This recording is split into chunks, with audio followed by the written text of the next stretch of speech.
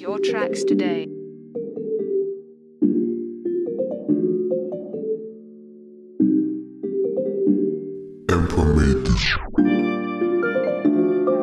BlaXit family, BlaXit family, BlaXit family. Adriana and I are here at the Disaster Management Agency with Code, and we've had a meeting with we're here to have a meeting with the executive. This is all about Nema Kunku. So if you're new to BlaXit, BlaXit is all about your repatriation, relocation back to the motherland. And we're here, we live here, we've repatriated back to the west coast of Africa, and we live here in the smiling coast of the beautiful, beautiful Gambia. So recently there has been a disaster, a huge disaster because of heavy floods and raining in Nema Kunku, and we have taken it upon ourselves to help, haven't we, Age? Yes, we did, yes. Yeah, it's important. We're not just coming here to sit by the beach. You know, we are a part of the community, so whatever affects Gambians affects us. Yeah, because we are Gambians, and so as Gambians we have a responsibility to assist and to contribute and help where we can, especially in times of disaster. Age?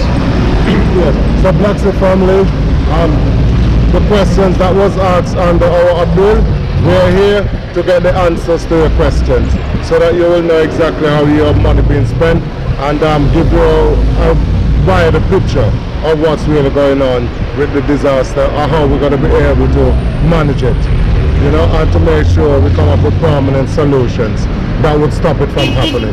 So that's why we're here today, to have that interview, and so with the director of the National Disaster Management Agency. So we're here to have that interview with the director and a few other colleagues, so we could get you the right and accurate information. Yep, thank you for your support and donation so far. Yeah, and thank you, Ete, for filming. And Ete was with us as well, and also was Matthew. And we went to the village, and we've handed out some bags of rice yesterday, and the villagers were really, really happy for the contribution. So we just want to guide with you how your money is going to be spent and where it's going. So BlaXit is taking all of your donations from the raffle for the piece of land. Please keep buying tickets, please keep helping us to fundraise, and please keep sending in donations. We are giving every cent, every penny, every euro to Code. Neither Adrian or I are involved in the or have access to any funds. Welcome to the National Disaster Management Agency. I introduce the Executive Director of the agency, Mr. Sanada Haba. Also, and Mr. Lamin Mas as the Director of Administration for the agency. To just give you a brief rundown of why we are here. The team consulted me 5 days back when this flooding happens at Nema Kunku. So when they consulted as to how best they can help, when they spoke about the issue of drainage at Nema Kunku, I told them that you have to come to the office. We cannot discuss this on phone. You have to come to the office. We see how best we can discuss the way forward. So when they came to the office, we started the discussion, and I made a quick rundown of the history of Commonwealth in general, that it's a floodplain area. And the issue of the flooding is not only in Nema Kunku, but it's like from Lamin, the storm water that flushes from Lamin goes to Nema Kunku, follows the Kotu stream.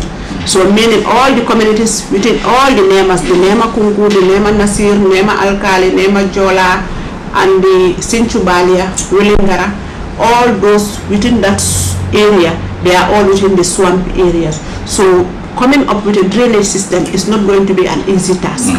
It means a thorough study, because people settled there when the rains were not that much. Now with the effects of the climate change, we have seen that the trend of the rainfall has changed. So that being the case, that's why these people are constantly being flooded. And to eradicate the issue of flooding in Nema Kunku, it needs a consolidated effort, and it needs political commitment, it needs national efforts, and for other philanthropists like them to come on board and support. Only through collaboration with multi-sectoral institutions, we can eradicate the issue of Nemakunku. So that was why I said this is beyond the region. We have to go to the national level. We discuss with the executive director so that he will know what is happening. Then we start from there. We have to start from somewhere. So basically that is the mission of the team here. They also have a plan of raising funds, still continuing the fundraising for Nemakunku. They said they have a place where they want to do car boot sale. They will allow those business personnel who want to put their goods behind their car boot to come and sell. On Sunday, they want to start that on Sunday, but the GT board advised them that they need to get the clearance from NDMA for these sales to continue, because they are doing it on behalf of disaster victims. So basically that's why we are here. So yeah, thank you. Okay. On behalf of the National Governing Council, who is chaired by the Vice President, I want to welcome you to this office. I think this is very, very timely. First and foremost, what I just want to emphasize is that disaster is everybody's business and it affects everybody. As National Disaster Management Agency, what we are encouraging with other partners is number first, we must develop a memorandum of understanding so that each of our role is very clear in our memorandum of understanding, so that we also have a sense of direction. Whatever intervention that we are doing, we have a sense of direction. I think that one is very, very, very, very important.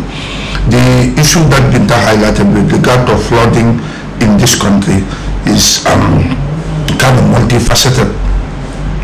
One, if you look at the history of Combanot, people settled there before the planning, before the town planning. Even though we have a town planning act, but most of regulation is there, but adherence to regulation is a big problem in this country. The people have a responsibility, but the government itself has a responsibility, and government must take its rightful position to sensitize the population. If people are not asking for building permit in terms of unregulated settlement, it's a responsibility of government to make sure that they create this awareness and enforce inspection so that some of the problems that are associated with unregulated settlement can be addressed. The stream in Commonwealth is a long history, and no individual institution can address it. One, it needs a high political commitment. Government must, because these are going to be heavy investment in terms of infrastructure. NDMA alone cannot do it. National Road Authority alone cannot do it. National Environment cannot do it. We need other stakeholders outside of government so that they can collaborate with government and collectively and holistically so that we can address this thing. In most cases, institutions tend to invest in response, but there has been now a paradigm shift.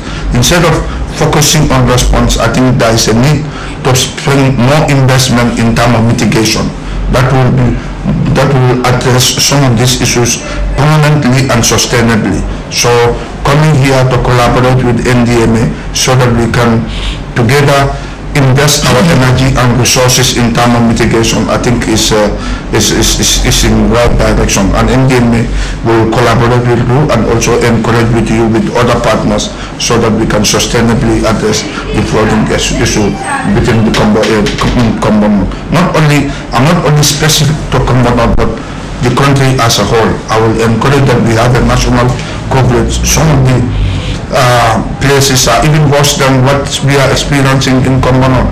I will encourage you to so that we embark on a visit around the countryside so that you see for yourself what's happening there. So if we have any strategies that will address some of these problems, we can collectively address it with the victims. Thank you.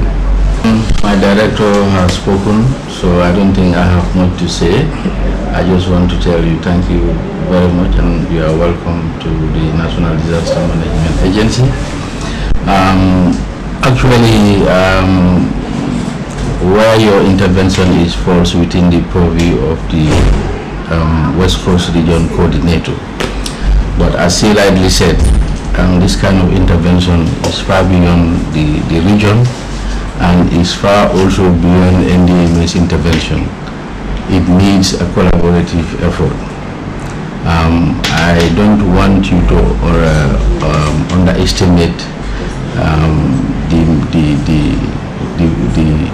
the cost that you are going to associate with the intervention of this site. It's not going to be an easy thing. In fact, currently we have a task force that is also involved in doing some assessment throughout the country to look at the hotspots, flood-prone areas, and they are even yet to come back, and I think they've even visited those sites.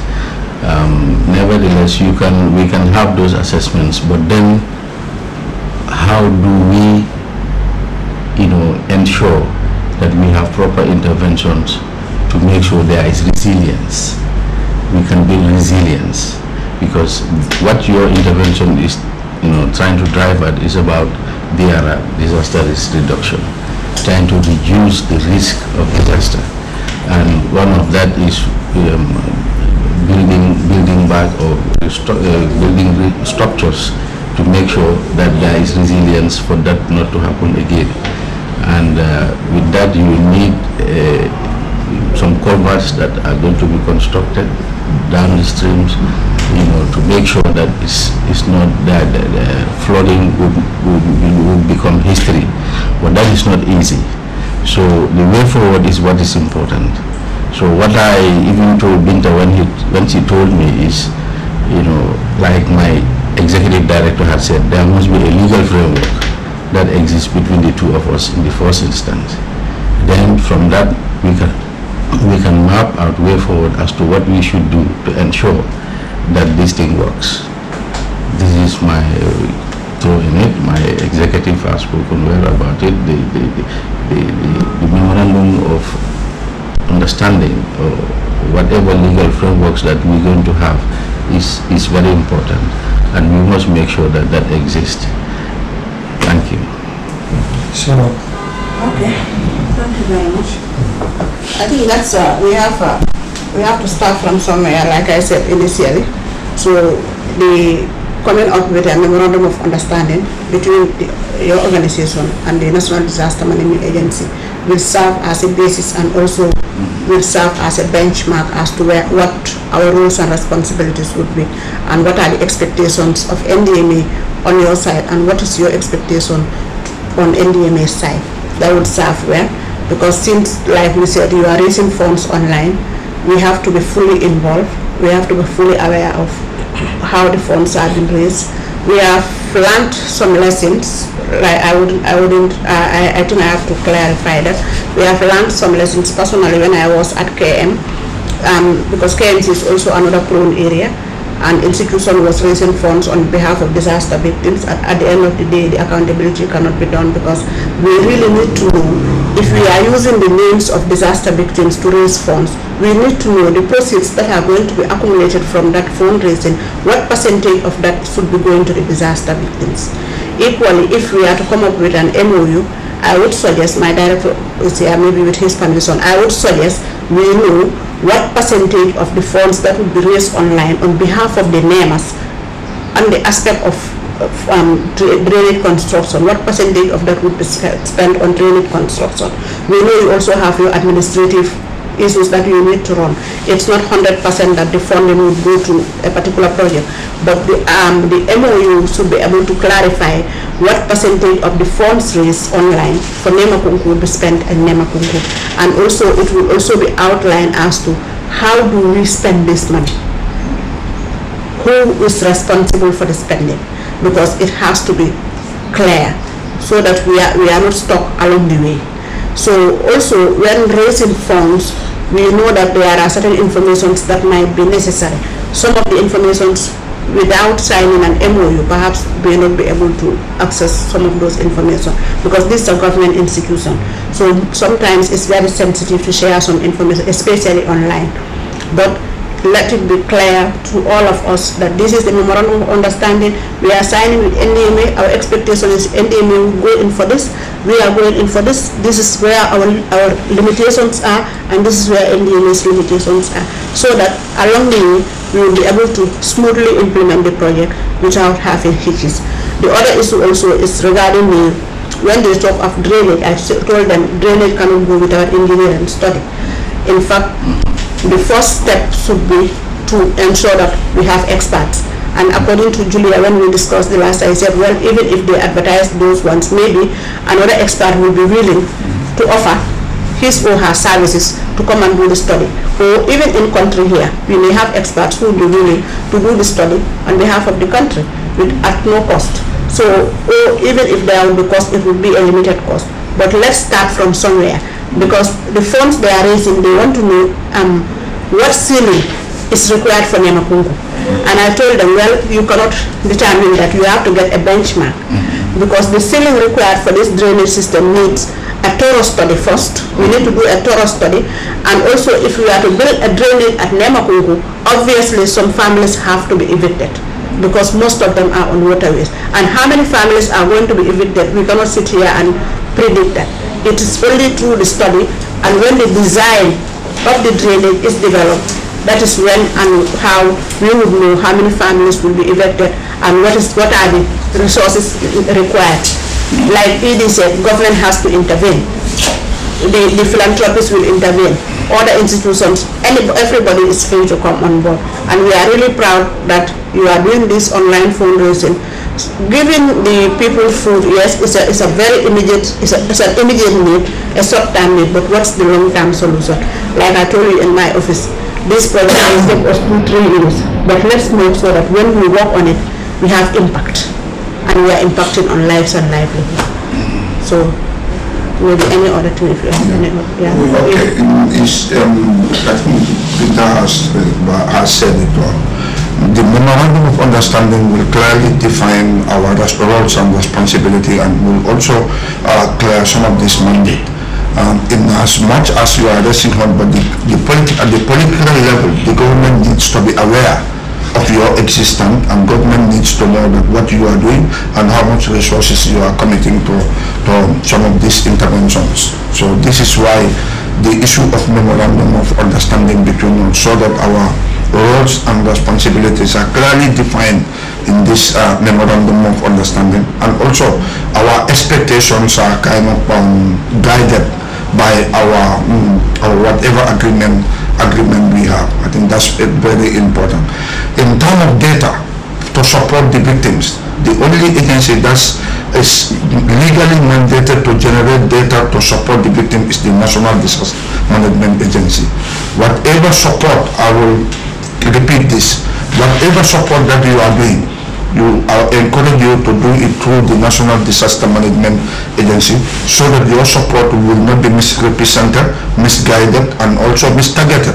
I think that's very, very, very, very important. Along the way, you will interact with so many people from the community, but to target the real victims, I think that's very, very important. And that data is only generated by the National Disaster Management Agency. So whatever you are doing, I encourage you to do it through the National Disaster Management Agency, so that the intended beneficiaries will actually get what they are supposed to get, rather than supporting other communities outside of our data. I think that's very important. Thank you. I think that thank you for that, and thank you because it gives us kind of a clearer understanding of how we can possibly work together. Okay. I think having a memorandum of understanding is important to us, because obviously, and important to you, because obviously from that point of view, we know where we're going, and we're going we're going there together. So it's something that we're going to be doing well as soon as possible. Yeah, because any donor that you approach, the first thing they will ask is that, do you have a memorandum of understanding with a government agency? They will ask that. So if it is not, if our relationship is not formalized, sometimes donors find it very difficult to support, because we know what's happening around the world nowadays. Agencies are raising funds on behalf of beneficiaries, and they're not getting. And they don't know where it goes. No. Well, we just had a really great meeting with them actually. There's a lady there by the name of Binta who's a coordinator, who's so knowledgeable with everything, and the executive director was there today. What we're going to be doing from here on is we're going to be putting together a memorandum of understanding between ourselves and National Disaster Management Agency, so that we have a working document that we can work with that will help us and guide us over what we're wanting to do. So we're going to do that as a first step. Part of that is that we're also going to be able to put together a survey so that we know exactly what's going to be involved, so we know how much money is going to be involved in the situation, so we have a target to set for the subscribers of BlaXit and also for the members of Code to be able to raise that money. We're not going to be able to help them totally with everything they want to do, but we're going to have a short-term and a medium-term and a long-term plan. And certainly our short-term plan, as far as we're concerned, is to help them with a health center, is to also help them with the women's issues, and also to be able to help them so that this disaster doesn't flood that particular village again next season if we have heavy rain. Most of this has happened because the people who are living there are living on floodplain area, which, you know, has got a lot of illegal settlement going on there. And because of that, obviously now that the rain has come, they're suffering for it. But we've learned today that there was three fatalities that actually happened because of this rain. You know, a young boy, 9 years old, he got washed away and taken down the flood drains. A lady was bitten by a snake, and a teenager was lost in the flood as well. So, you know, one life lost is too many, and now we have 3, and it could be worse. So let's just try and do the best we can so that this doesn't happen again. We're going to do the best we can, and we thank you all for giving whatever assistance that you're giving to this. You know, we're all in this together, and hopefully, you know, at the end of the day, we'll have good results out of it. Thank you again. Yeah, absolutely. So, you know, as you heard there, life has been lost, which is an absolute disaster and a tragedy. And as a mother myself, you know, it really hurts to think that, you know, there are ways that this can be avoided and that we can help to be part of that solution. So I'm losing my voice, I'm not going to talk too much other than to say thank you for your donations, thank you for supporting BlaXit. You're always there to support Africa, and I love that about all of you. So I want to thank the BlaXit family. If everybody, 47,000 subscribers, if everybody gave £1, just £1, there'll be £47,000, and that would help us. So just think about that. You know, this is not for us or our personal use. This is to help others, and that's so important. Okay, so just want to say thank you for your donations. If you want to contribute, you can contribute via PayPal at bobcollective@yahoo.com or via Patreon using BlaXit, BLAXIT. So that's BlaXit, BLA space XIT on Patreon. So I just wanted to say thank you. You can also send it via Western Union or via MoneyGram to Adrian Ryan, and you can use my telephone number if you like as well.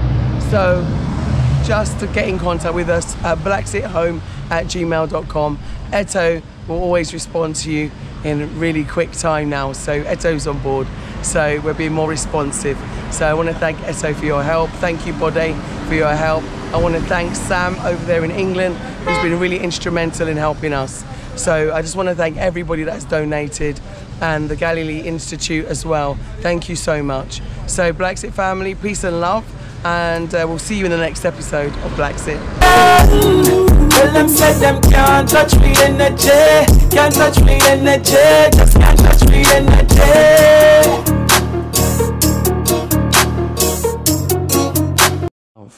One nation, one Africa. Thank you, BlaXit family. Please keep watching, please subscribing, and remember, follow your dreams. Purchase your tracks today.